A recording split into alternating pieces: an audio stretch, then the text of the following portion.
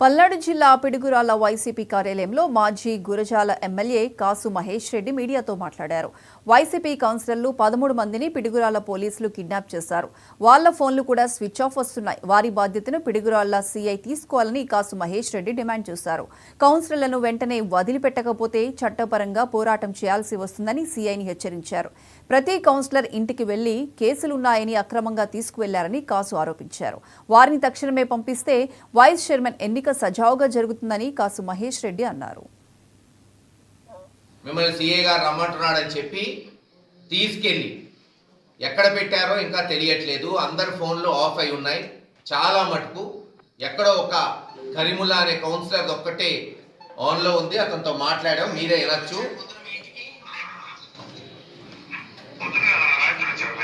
ఎవరు వచ్చారు?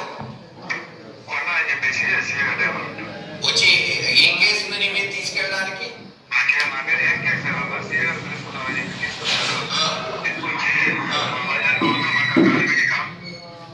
పక్కన కారు పెట్టి కొంతమంది తెలుగుదేశం గుండాలు సిఐ కలిపి కిడ్నాప్ చేశారు.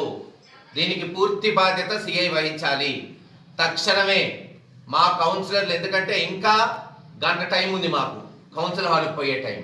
కౌన్సిలర్లు వస్తే వెంటనే అందరూ పోతారు. అక్కడ వైస్ చైర్మన్ ఎన్నిక